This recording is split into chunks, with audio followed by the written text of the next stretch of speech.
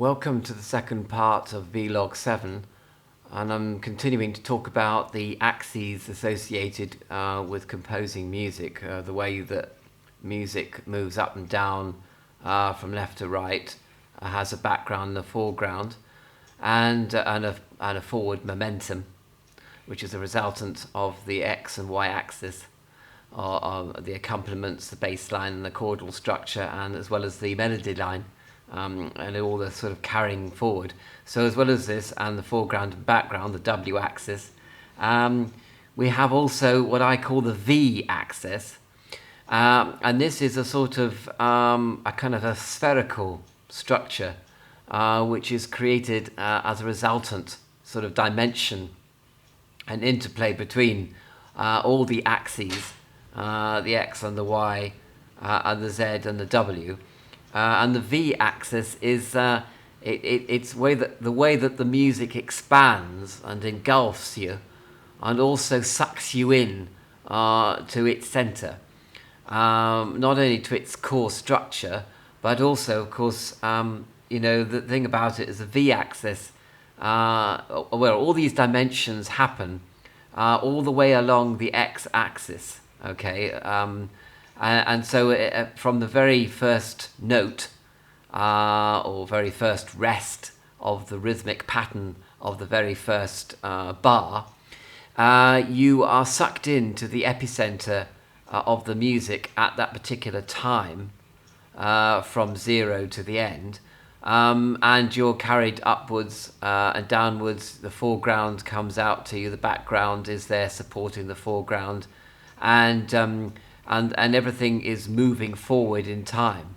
Okay, so the V-axis is really kind of the impression that the music makes on you from the very first instance of that particular music.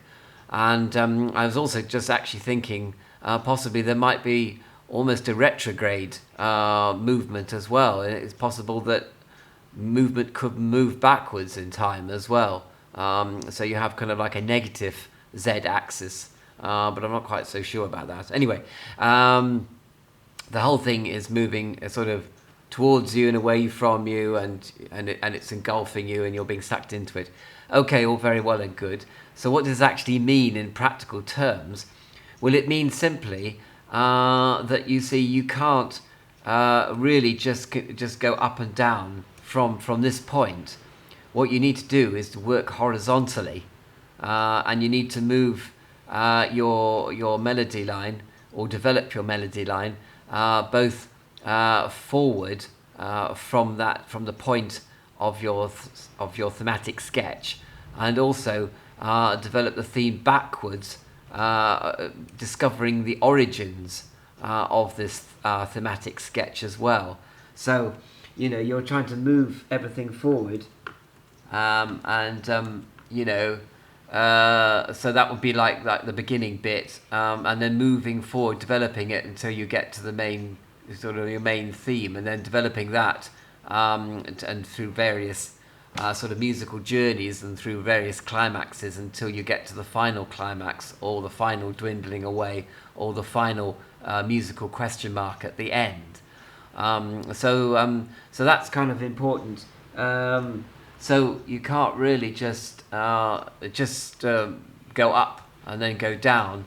Now some people may say to me, well, why can't you actually go up and down at the same time as you're developing your melody? So you're going backwards, you're going forwards, and you're going up and down at the same time. And as you do this, say like you're composing parts for an orchestra, as you're doing this, then you're creating this the Z-axis, the forward movement of the music, from point zero to some time in the future, and you're creating the W-axis, foreground and background, and the interplay between those two, and you're also creating this mysterious V-axis, which is kind of like the sort of spherical, the expanding sphere of the music, and the sort of the kind of attraction, the power of the attraction of the music is pulling you into its epicenter, and you should be doing all this at the same time. And I suppose possibly that is true. It's just that I think that harmonically, if you concentrate too much on going vertically and horizontally, you could run into. I have run into kind of technical difficulties with regard to the progress of harmonies as well. So I think really that one should take this essential sketch and use it, develop it, both going from point zero, which is on the left-hand point, to sometime in the future when the music finishes at the extreme right-hand point, and you're going to be doing that. And exactly how you develop this piece, of course, is very debatable, and I'll come on to that sort of my little theory about that, which I think is quite common, in fact.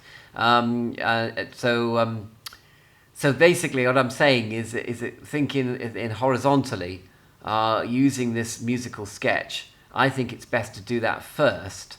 But then if you feel inspired to move up as well as down as you're doing this, then I suppose, yes, then follow your instincts as always with regard to doing that as well. And so I'm just going to go away now and have a little think about this musical sketch that I've done.